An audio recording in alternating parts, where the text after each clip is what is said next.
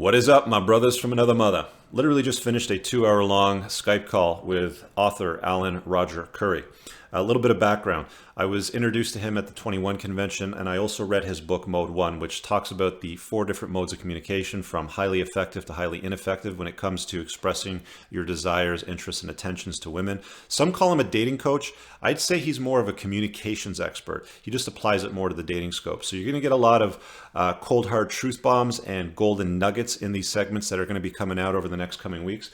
I will say this. I'm going to leave quite a bit of this material behind the Patreon paywall. Some of it is quite premium, 1 and 2. There's some discussion and language used, and it's not that politically correct. So I'm going to leave it behind there so we don't offend any snowflakes.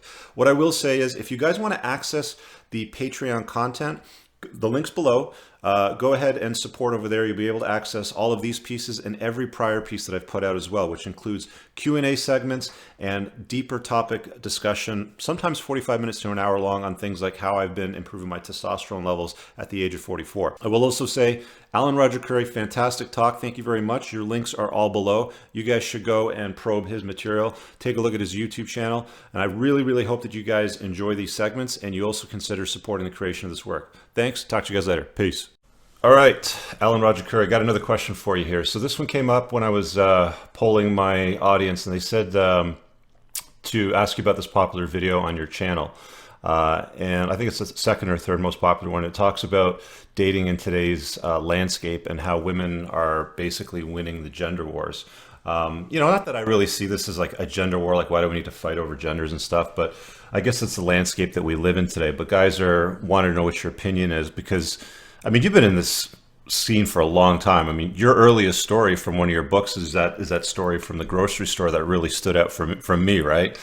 Those guys that have read the books or listened to the audio part know what I'm talking about. But as time's moved on, and we live in this landscape right now where we've got all this metoo, and everybody's offended by everything, and there's this rape culture where women, if they're not called by the guy after they go out or they sleep together, it might be, deemed as rape, and there's problems in and around that.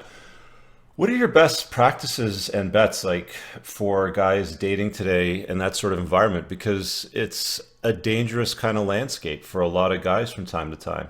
What are your thoughts on that? Well, a lot of guys have asked me since the Me Too movement and the Time's Up movement have become more pronounced, is it going to have a negative effect on my Mode 1 approach? And my response has been, I would argue that it just further confirms and validates the need for a Mode 1 expression. I'll use popular comedian Aziz Ansari as an example. Most people who are familiar with his recent compromising position know that if I had to apply my 4 modes to his behavior, what he did was he presented himself to the woman as a Mode 2 guy. He presented himself as kind of this innocent, harmless, I could be your best male platonic friend type of guy. His whole persona, because to me, his fictional persona almost intertwines with his real life persona, at least publicly. And there's some guys that know how to give off this impression to women that, hey, even if you were to take off your clothes in front of me and you were butt naked in front of me, you wouldn't have to worry about me because I'm as harmless as a mouse. And that's kind of how, to me, I looked at Aziz. But what he did was, once he got the woman to his apartment, he turned into this really sexually aggressive, kinky horn dog or semi-horn dog. Now, in his defense, the woman did give him head twice. Which my feeling is, if she was truly uncomfortable, she should have got the fuck up off that apartment. So I have my own harsh criticisms against the woman involved, but just in line more with your question about today's landscape and where does Mode 1 fit in, I feel like Aziz, if he would have been Mode 1 with this woman, she wouldn't have a story to write. He would have let her know before the date, basically, that his desire was to exchange orgasms with her, and ultimately she would have either said yay or nay. Okay, so just want to cut in there. So knowing, hindsight's always going to be 2020. So we know what happened based on the story exchanges between the two. had he been mode one, so if I'm understanding this correctly, so had he been mode one with her and been clear up front and direct with his intentions that evening, and said, I basically want to enjoy your company. What's the line that you like to use when you want to enjoy a woman's company? A lot of times it's just that. What I do, here's what I typically do, and it ranges from woman to woman. But first, I usually just invite a woman to share my company, period. I don't specifically say in a sexual manner. I'll invite a woman to share my company, period, just to see what her, what's going to be her feedback along the idea of sharing my company, period. And then what inevitably happens is either the woman will ask me for more specific details about my desires, interests, or intentions, or if she doesn't, I'll take it upon myself to let the woman know that I'm not looking to share your company in any type of purely platonic manner. I'm looking to share your company in an intimate manner. Got it. Okay, so you'd make it clear. So let's say that you're Aziz, the beautiful woman's got the night lined up. She's got dinner going on. How do you make it clear beyond, I would love to spend the evening with you? Like, I'd love you to share my company this evening. Like, how do you make it clear to her that you want to have sex?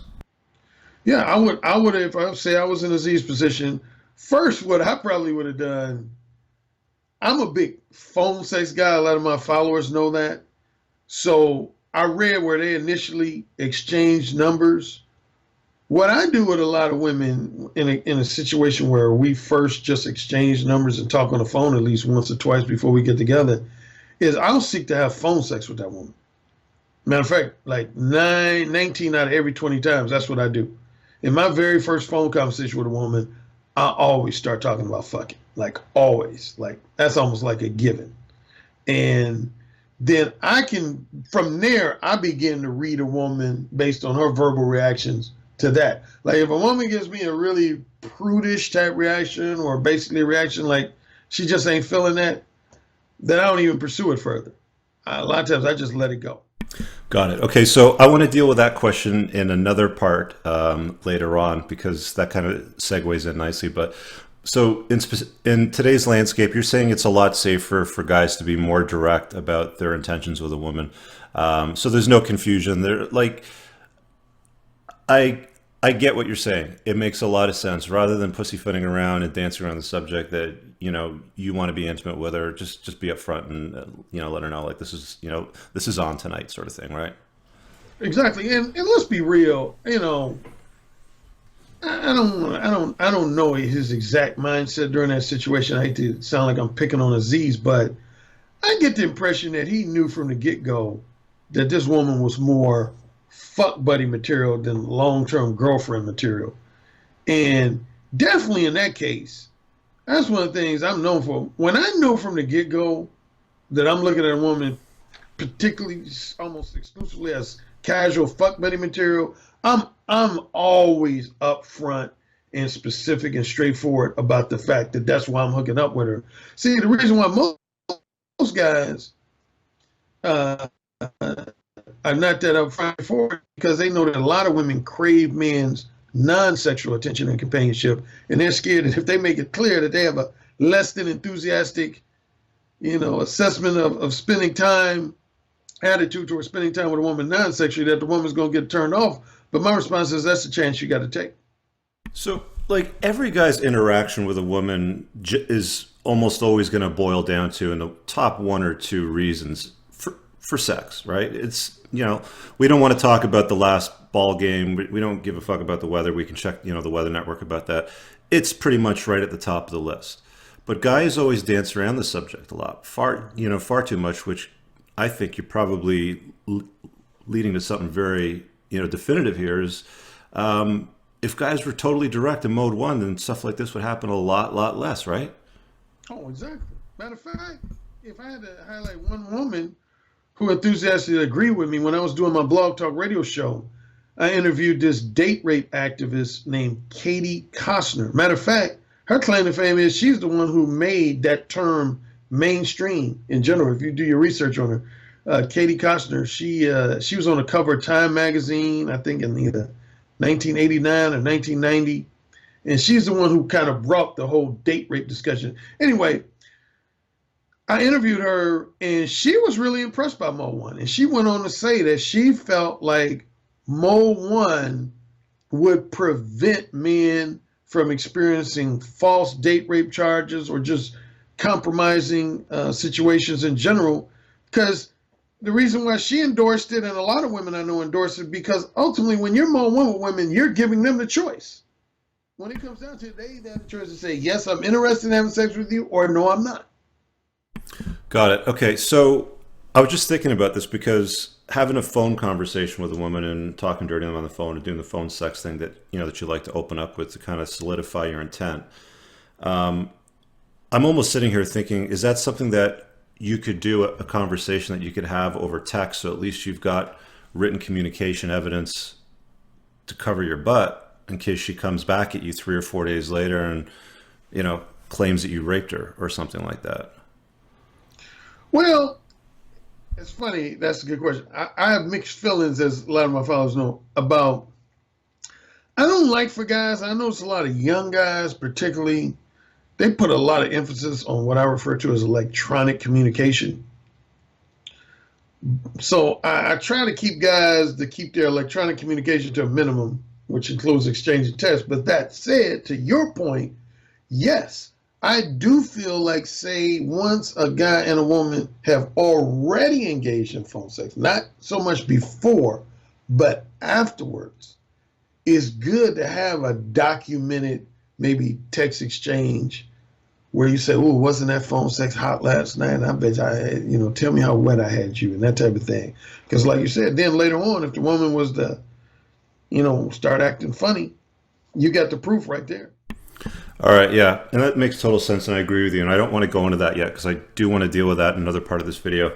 But I completely agree. I mean, one of the things that works well is most guys don't get on their phone. They don't talk to women on the phone. It's all electronic. It's all text messaging. And if you pick up the phone and call them, I've had women call my voice, the sexy radio voice, right? I've got a face for radio, basically, is what my friends say. They like to make fun of me, but I know different. But picking up the phone and actually doing that. So let's hit on that later. We'll wrap up this session. Thank you for answering that one.